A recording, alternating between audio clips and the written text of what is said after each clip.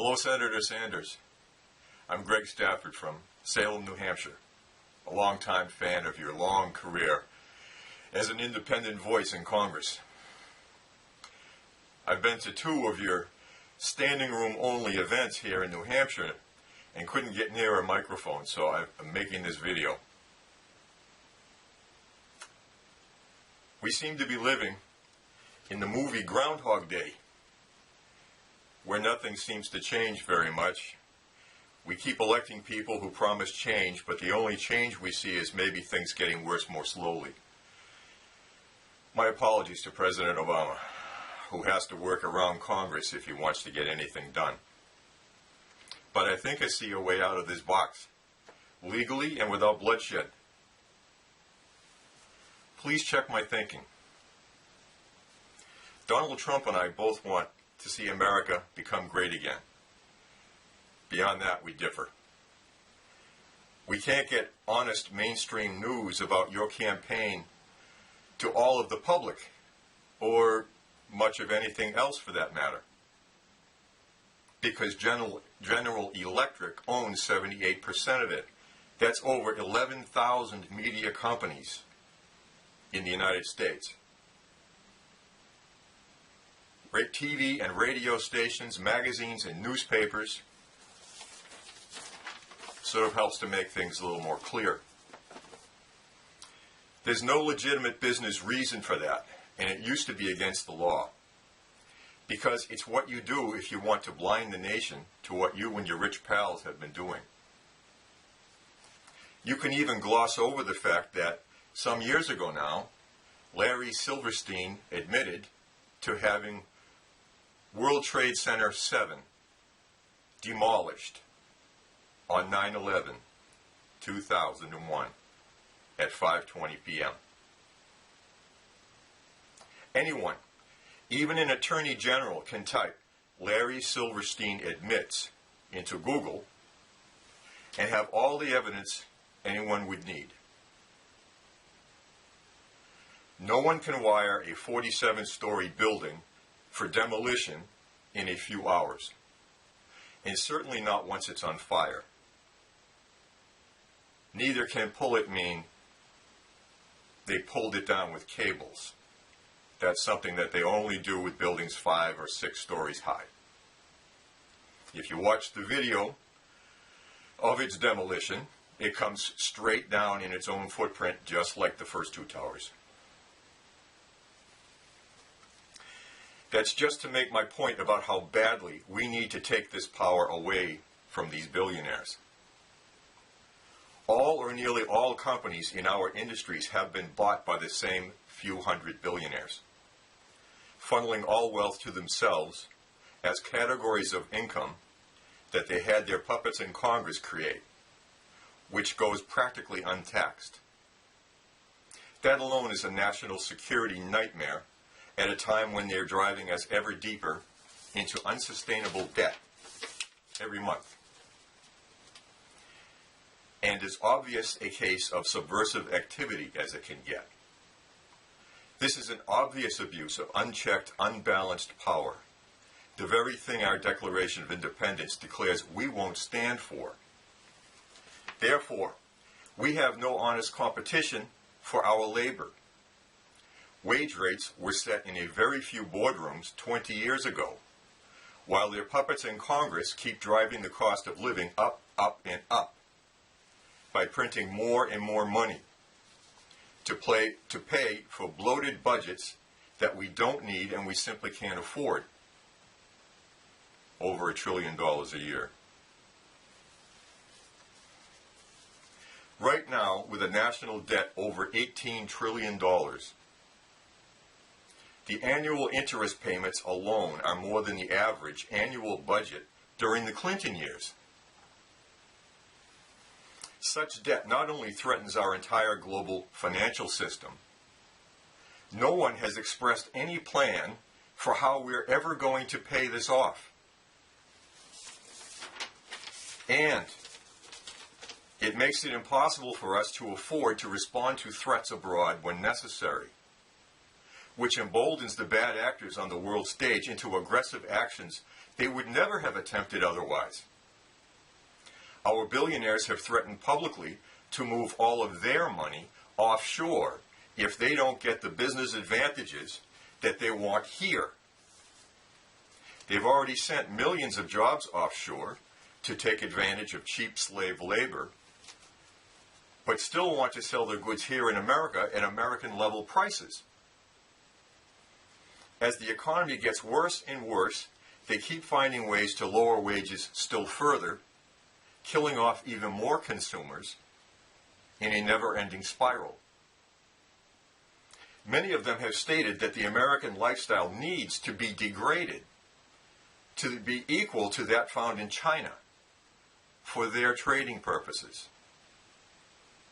Royalty would be preferable to these footloose people.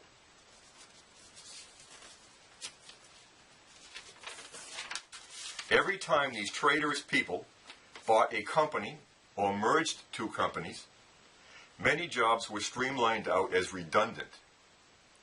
Well, there isn't any reason that we can't demand, with a citizens' initiative on the presidential ballot, allowing everyone a method to bypass our corrupted U.S. Congress. 24 states have this ability, this process. To demand two things: a return on New Year's Day 2017 to the IRS regulations in force during President Dwight D. Eisenhower's last quarter, which had the graduated tax rates in place that they had discovered necessary during the Great Depression to minimize the creation of billionaires as too unstable and powerful for any democracy. And second, that every company that owns another must sell it to its employees at 25% below market value by March 31st, 2017, or be fined $1 billion per day by the federal government. Starting with General Electric, the most destructive gang in this billionaire's cabal. We need all of our media companies to have separate owners in order to once again have honest news reporting and topical discussions, but also a true diversity of opinion. To make this possible, instead of the federal government helping the banks this time, it can help the public remove this nation-breaking power from our treasonous billionaires by financing those sales, the taxes on which can then be used immediately to pay off our debt. More separately owned companies will need more employees once again, and the wealth of the nation will no longer flow up to just a few hundred uncaring, greedy people. Having a vast majority of Americans become stakeholders in their own futures, and so many jobs available again, more jobs available again, in an environment where employers once again compete for our labor, will ease the fear of immigrants here in our nation of immigrants. And it will change the entire landscape of our country's future by unlocking so much personal opportunity. Now, in closing, I'd like to say this, and because a citizen's responsibility may feel differently these days than it used to, because we can step on a plane and be in another country in a matter of hours instead of months.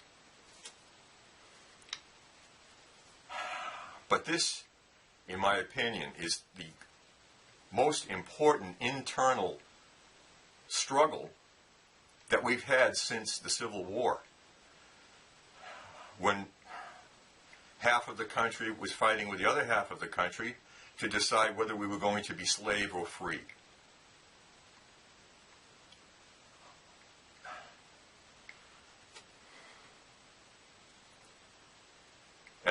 of Gettysburg, there were over 50,000 casualties. It was near the end of the war, but they didn't know that then. They weren't sure. Everyone was weary of war. Both armies were not getting paid. They were living off of the land. And anyway, President Abraham Lincoln, a few months after that battle, and like I said, the war was still going on, went to Gettysburg and had this very short thing to say, which national leaders have been studying ever since to better understand our grand social experiment, which is what they called our new democracy. 77 years ago, our fathers brought forth on this continent a new nation, conceived in liberty and dedicated to the proposition that all men are created equal. Now we are engaged in a great civil war, testing whether that nation or any nation so conceived and so dedicated can long endure. We are met on a great battlefield of that war. We have come to dedicate a portion of that field as a final resting place for those who here gave their lives that that nation might live. It is altogether fitting and proper that we should do this. But, in a larger sense, we cannot dedicate, we cannot consecrate, we cannot hallow this ground. The brave men living and dead who fought here have consecrated it far above our poor power to add or detract. It is rather for us, the living, to be dedicated here to the unfinished task, to the unfinished work, which they who fought here have thus far so nobly advanced. It is rather for us to be here, dedicated to the great task remaining before us, that from these honored dead we take increased devotion to that cause for which they gave the last full measure of devotion,